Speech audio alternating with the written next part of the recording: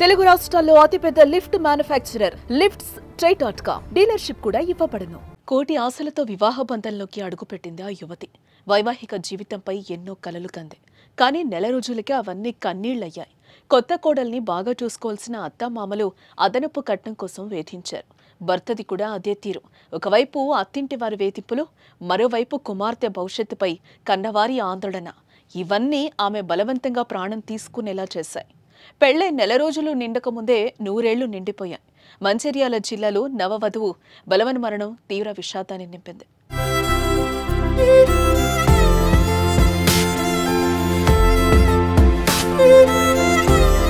పెళ్లిళ్లు స్వర్గంలో నిర్ణయించబడతాయని పెద్దలు చెప్తూ ఉంటారు. అలా ఇద్దరు వ్యక్తులను పెళ్లి అనే బంధంతో ఒక్కటి చేయాలంటే అది ఎంత గొప్ప కార్యమో ప్రత్యేకంగా చెప్పాల్సిన అవసరం లేదు. పెళ్లంటే 100 ఏళ్ల పంట అని పెద్దలు చెప్పేవారు. కానీ ఇప్పుడు వివాహ బంధానికి అంత గొప్ప విలువ ఇచ్చేవారు తగ్గిపోతున్నారు. వివాహ సంబంధాలు చెదిరిపోతున్నాయి. విషాద ముగింపు కోరుకుంటున్నాయి. పురోహితులు పెట్టిన ముహూర్తాలు ఎంత బలంగా ఉన్నా అవి కాసుల ముందు బలహీనమవుతున్నాయి. తాజాగా ఎంతో ఆశతో అత్తింట్లో అడుగుపెట్టిన యువతి జీవితం అర్ధాంతరంగా ముగిసిపోవడంతో ఆమెను కని కష్టపడి పెంచి పెళ్లి చేసిన తల్లిదండ్రులు కన్నీరు మున్నీరవుతున్నారు.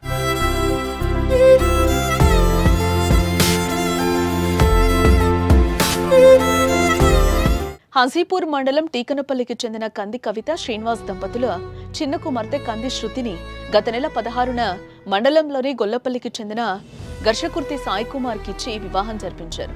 కట్న కానుకల కింద 5 లక్షల రూపాయల నగదు, 9 తులాల బంగారం, వెండి ఆభరణాలు అందజేశారు. గుండె నిండా బాధతో కుమార్తెకు ఎన్నో జాగ్రత్తలు చెప్పి అత్తింటికి పంపించారు. అక్కడ ఆమె సంతోషంగా ఉండాలని కోరుకున్నారు.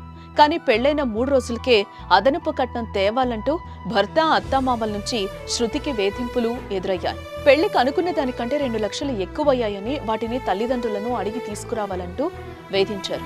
భర్త నుంచి కూడా అదనపు కట్నం కోసం వేధింపులు ఎదుర్కొంది.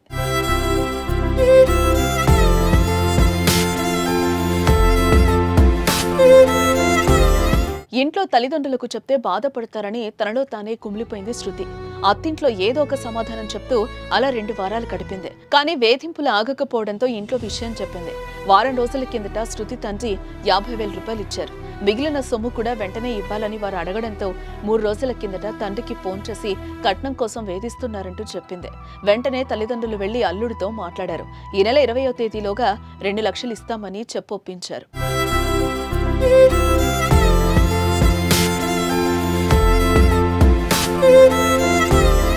ఈ పరిణామాలు శృతిని తీవ్ర మానసిక క్షోభకు గురిచేసింది.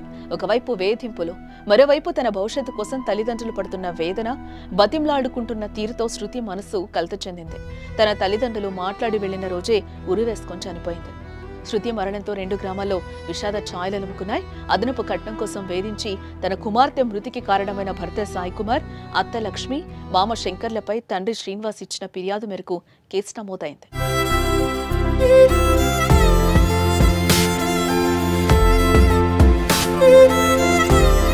శృతి లాంటి పెళ్లైన ఆడపిల్లలు ఎందరో వరకట్న వేధింపులకు గురవుతున్నారు. కోడల్ని కన్న కూతురులా చూసుకోవాల్సిన మెట్టినింట కాసుల కక్కుర్తితో వేధించడం క్షమించరాని దుర్మార్గం. ఇలాంటి నిజమైన సంస్కృతికి ముగింపు తప్పక పలకాలి. అదే అత్తింట వచ్చిన సమస్యలను నేటి వనితలు ధీటుగా ఎదుర్కోవాలి తప్ప చావుతో పరిష్కారం అవుతుందని భావించకూడదు.